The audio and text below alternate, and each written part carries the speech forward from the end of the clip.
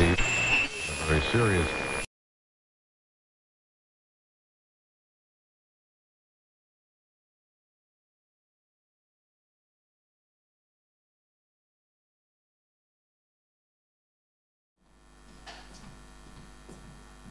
Well, thank you so much. It's an honor to be here. One thing I'll just mention before I start is that I came across some later material and I changed the PowerPoint a bit from what's announced on the poster, but the concerns of solace and justice in sort of memory and record keeping are the same. So, this is the beginning of dissertation research on the photographer Furuya Seiichi, who was born in Izu, Japan in 1950 and has been living primarily in Austria since 1973. For me, he enables personal and collective memory work that the Heisei Era refined from late Showa efforts to face the Asia-Pacific War, primarily. Specifically, his photography books remix the same images in different sequences over time. This process resembles literal recollection, collecting memories over and over in order to assimilate them into the big story of life through small stories of moments. Perhaps I can illustrate this potentially healing phenomenon of repeated image use in a preview of my main investigation today.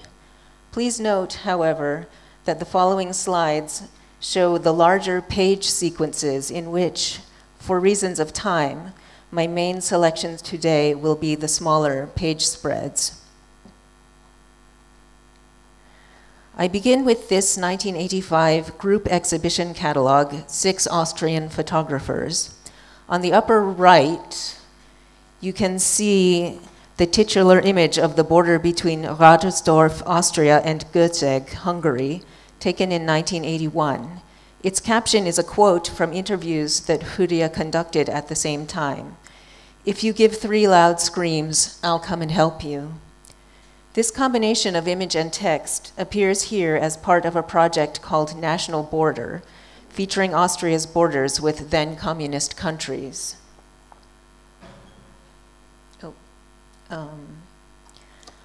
The image functions differently in Furuya's 1996 book, however, Memoir 1995.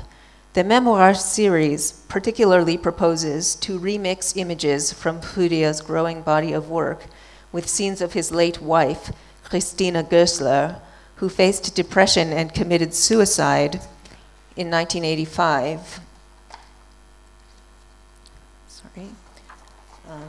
Note that in addition to the Rattersdorf image circled here in red, the yellow circles designate other images reused from the previous book. So if I can, you can see here some of these other border images. Oh, what's happening? Okay, are repeated in the yellow circled images. Next, I take a brief detour to a related image circled in red in Furuya's book of the following year, Christina Furuya Gößler, Memoir, 1978 to 1985, from 1997. It might be called the private or unofficial Rattersdorf image. It shows Christina and the Rattersdorf couple. It's taken on the same day as the public or official one. Please note again that the image in the yellow circle is repeated from the previous book.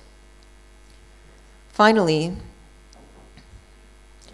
I conclude with the reconciliation of the public and private versions of the Rattersdorf image in Staatsgrenze, the 2014 publication dedicated to Furuya's National Borders project. Ultimately, for the particular stories that I synthesize across this small chronology of books, I find that Furuya's early use of the Rattersdorf image to consider national concerns gives way to a personal process of rediscovering, regretting, acknowledging, and implicitly asking Christina's posthumous forgiveness for separating work and family in both life and memory. I also realized that I had engaged in what I thought were Furuya's and Christine's expressions of need by standing in for Christina's point of view. So then I was gratified to consider at the end that he had restored her daily presence at work as well as home in his last book.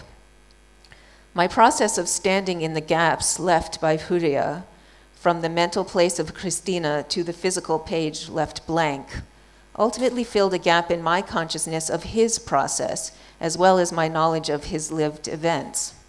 In this way, Furuya's books allow stories to accumulate around images and come to agree even if they do not match. Before moving to the particulars of the Rattersdorf image, therefore, I would like to attempt to illustrate the process of looking that they revealed, at least the process that they stimulated in me. I do not ask anyone to absorb this in detail, even myself. Briefly, however, I hope that you will recognize these images from a few slides ago as the first 18 pages of Memoir 1995, Furuya's book from 1996. As you see, I labeled them in yellow for life, blue for death, and green for the mixture of life and death in history, memory, doubt, solace, and religion, which were the ones I could think of. I'm sure there are more.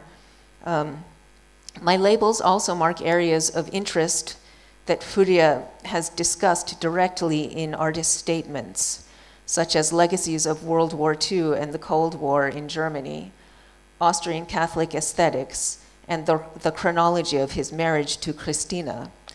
Briefly, therefore, I would like to suggest several large stories related to these that are beyond the scope of today's talk. The first is that Furuya may use Germany's wartime past as an indirect site for processing Japan's experience at that time. The second is that Catholic symbolism could mediate his feelings of contrition and needs for forgiveness when he remembers his life with Christina. In the case of Catholicism, I am able to consider two small examples to illustrate his use of it in remembering and thinking. They are circled here in red. So first, in this image, the dandelion seeds in Christina's hair reminded me of a saint's crown of stars or a martyr's crown of thorns. Whether or not Furuya intended my reading, he encouraged it by placing a saint statue on the facing page. Knowing that the images were taken in the year of Christina's pregnancy and then arranged in the book after her death, I thought of her as both experiencing and offering suffering and redemption in relation to her husband, the photographer.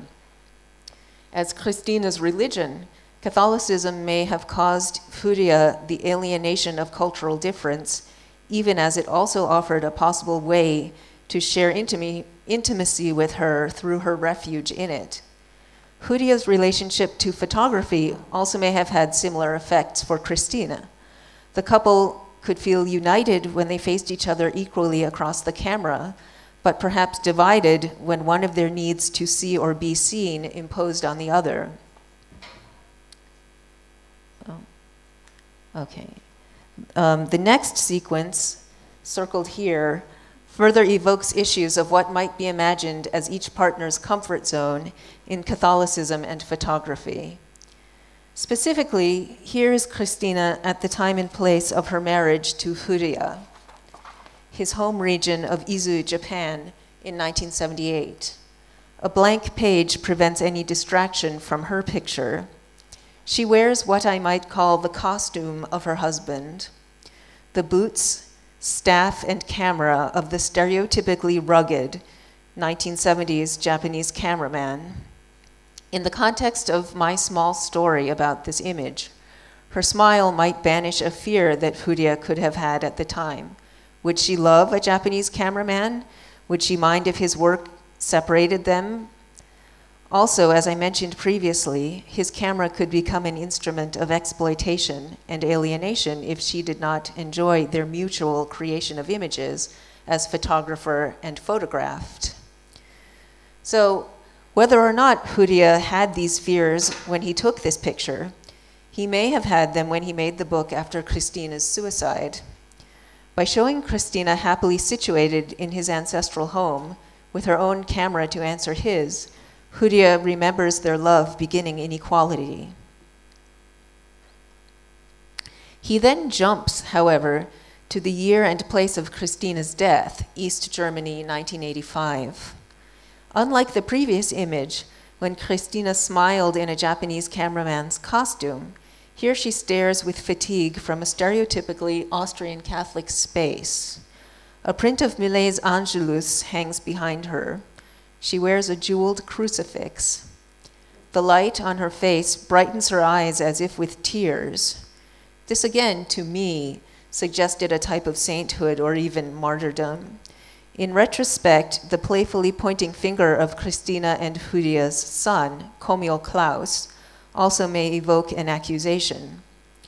The last idea came to me in connection with Furuya's essay, Adieu, Wiedersehen, of 1996, the year that he published this image sequence that I've been discussing. Specifically, he writes about the conversation between Komio and himself when they found Christina's body. Quote, "There is no way of knowing whether Komio remembers that conversation. To this day, I regret having said, 'Yes, I killed her.' As far as my feelings went, I felt I had killed her." Such a statement of guilt and helplessness is the type that could end all further discussion, yet Furuya's production continued and continues. I now return to one strand of this continuation. As mentioned, I shall be making stories around Furuya's image of the Rattersdorf border, circled here, over 4 books and 40 years. Their ultimate synthesis is a larger story of Furuya's regret for past handling of professional and personal aspects of his marriage. As described previously, the 1985 group catalog, 6 Austrian photographers, presented the image in the context of Furuya's project, National Border, which consisted of photographs and interviews that he had taken at the borders of Austria. The captions were taken from his interview material. Starting with these texts, simply read left to right, the 2 captions form the following imaginary exchange. Quote, "In July 1983, 4 Turks crossing the border illegally were taken under fire by a Yugoslavian border patrol. One of them was wounded. Presently, many Turks try to cross the green border in order to get to Germany via Austria." To which the other caption replies, "If you give 3 loud screams, I'll come and help you." In reality, the places and dates of the caption deny this direct relation. On the left is the town of Wurzenpass in 1983. On the right, Rattersdorf, 1981. Small numerals that may correspond to data collection also imply that the sequence does not match lived experience. In story making, however, I imagined the Rattersdorf couple shouting an offer of help to Turks in Wurzenpass. The tamped grass path through the Yugoslavian pines mirrors the tractor grooves in the Austrian vineyard, and this made me accept the illusion of a unified space, even if it made the couple look like giants across from the tiny forest. In a social and religious context, however, Austrian viewers may have recalled divisions where I first saw unity. Rattersdorf includes both the Rattersdorf Catholic parish as well as the Lutheran parish of Köszeg in bordering Hungary. My story ignored this conflict between Christians. I also imagined Christians helping Turks across a communist border. These statements, however, by Urs Stahl, indicate that Furuya would not have told the same story as I do. In the essay for Furuya's 1996 publication, Memoir 1995, Stahl writes, "Several things in Europe disturb Furuya. The motifs that crop up in his photographs and the place names in the captions make them easy enough to ascertain. The Nazi concentration camps, Christianity, the approach to knowledge and history, conservation, by which I think he means making monuments and remembering the past. The incomprehensible and suffocating aspect of Christianity is, for him, this well-meaning churchiness that glosses over a world full of violence and its own violent iconography. The threatening thing about the concentration camps today is the sense of total organization. So, knowing that this is sort of the received idea of Furuya's references to Christianity and the Holocaust, which are prominent, if not the main part of his work, I rethought my initial interpretation of the image. So returning to the page spread, I reimagined the couple as a threat. Despite the casual dress or undress of a day's work, perhaps they project a sense of agitation. The woman's body twists under protectively crossed arms. She grips her sickle. The man's craned neck also suggests a sudden moment of attention or aggression. Do they squint at trouble instead of helping? Are they making a promise of help to each other and not to other people? Finally, I thought of the parable of the vineyard from the Gospel of Matthew. It conceives heaven as a vineyard where the laborers who arrive at the end of the day receive the same pay as the ones who come at the beginning. It is a metaphor here for equality of faith after conversion. The metaphor also applies in social terms, however, if the vineyard represents Austria. Specifically, it asks, will the Austrians resent, in the words of the parable, that the last shall come first, that those who come last across the border might receive the same benefits as those who were there before them? Again, however, my colleagues reminded me of another vineyard, the one that Naboth, the Jezreelite, Naboth Israeli. Sorry, thank you. I tried.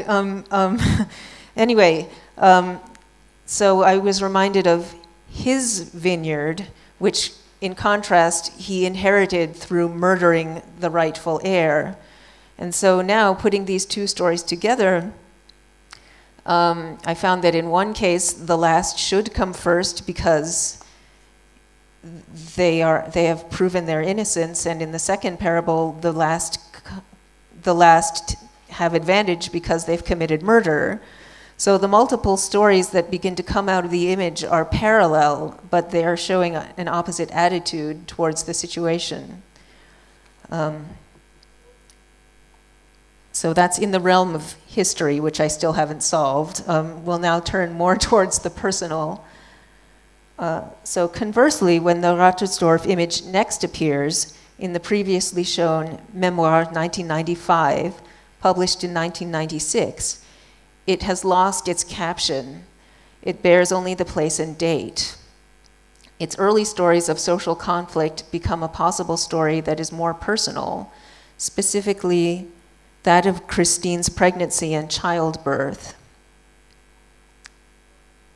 So in the first page spread, the white space of the captions slightly invades the image of Christine and Komyo, lending a sense of stress. One of her hands grips the baby's hand grips her shirt, and her other hand seems to cup a fragile object in danger from this tension. Maybe a seed or a flower? Christina's expression is also tired and drawn. I looked away, but still within the image, and I saw a distant form that I thought was a crucifix, then a traffic sign. Another image in the same book, however, shown in detail at the upper right, later confirmed that it was a crucifix. Meanwhile, my own experience of scrutinizing this form in the photograph made me wonder how Furuya had seen it in real life. I also wondered if, like me, he had taken his eyes away from Christina's in order to scrutinize it as I had. Turning the page, I revisited the question of whether this couple were kind or unkind. Did they disapprove of Christina? Did they disapprove of Furuya, or who had perhaps done my action of turning away? Conversely, did they want to help us? Did they feel sorry for us? As if in answer, the book, where did it go? Sorry. Why? It seems to be stuck. Click? Oh. Is it, will it, okay. Oh. Okay, right. So, sorry about this. Okay. It's in Hebrew, so I can't tell which one.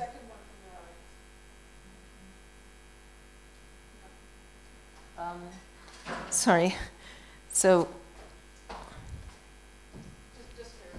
okay. So, as if in answer, this book, Christina Furuya Gössler, Memoirs 1978-1985, published in 1997, shows Christina and the couple in a lighter moment. Their arms cross below cheerful expressions, suggesting that previous moods of tension may have been the results only of cold weather. Christina smiles at Furuya through his camera, including him in the friendly scene. Since her son is not with her, the baby may be with his father and also receiving her welcome. This may be a family picture in which the family is implied by the mother's look. Remembering how I previously had made stories of division from this couple in this location, however, I considered whether Furuya's successive books were gradually correcting his ongoing ideas and actions about the past. So again, as if in answer, I saw this statement by Furuya in the same book. Quote, I have put together 6 books of photos since 1989, always thinking of my wife, Christina, who passed away in East Berlin in October 1985. I just could not accept the simple explanation that a mental disorder had caused her to commit suicide. Something kept preying on my mind. Every book of photos that I published brought her to life as a tragic heroine and reminded me of my inability, of my tendency to voyeuristic exploitation. Slowly, I began to come up against my limits as someone who was involved and as a publisher of a book about the case of Christina. So I saw a double regret here. The first is not handling Christina's needs better, because Furuya now feels that blaming mental illness and not his own attempts to help her was too simple. He also regrets his previous acts of memory, specifically the method of making books that I've been discussing. Furuya calls his arrangement of her images voyeuristic exploitation and the making of fantasy. In fact, the title of the publication in which this statement appears, Christina Furuya Gössler, Memoir 1978 to 1985, refers to the fact that Furuya has included her diaries from those dates, that is, from her marriage to her suicide. And this act asserts a higher level of honesty towards himself and the past. He's trying to restore Christina's voice by including it along with his images. So I also would argue that Furuya began attempts to apologize in a way to Christine, at least in the previous year, with this image in Memoir 1995. It evokes a desire to restore a sense of equality between himself and Christina, where each regards the other, symbolized here by her camera that matches his. Indeed, the last page spread that I consider, from Furuya's 2014 Staatsgrenze, which revisits his National Border series, finally puts the so-called official and unofficial Rattersdorf images together. In doing so, it acknowledges that personal and professional life cannot be separated. This gesture also requests Christina's posthumous forgiveness, specifically for Furuya's allowing the professional to dominate the personal when she was alive. The friendly presence of the Rattersdorf couple in the smaller image now proves their benevolence in the larger one. The larger one now enhances the smaller one instead of suppressing it. The restored caption also restores kindness. It again says, "If you give 3 loud screams, I'll come and help you." In conclusion, I would like to suggest again that Furuya's work takes on the memory task of the Showa by gradually visualizing contrition, reconciliation, and asking forgiveness for past inequalities. For me, this type of project is also the prime innovation of the Heisei Era, in which historical and personal issues increasingly occupy a single space in scholarship. I am thinking particularly of the work of researchers such as Lisa Yoneyama and Igarashi Yoshikuni, who have expanded perspectives on the Asia-Pacific War by treating public events and popular culture as raw materials for repressed or unspoken memories.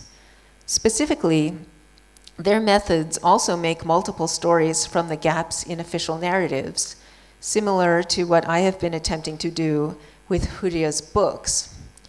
In general, our activities of interpretation share the notion that stories must change as generations balance continuity and progress, that stories do not need to match in order to agree. Thank you.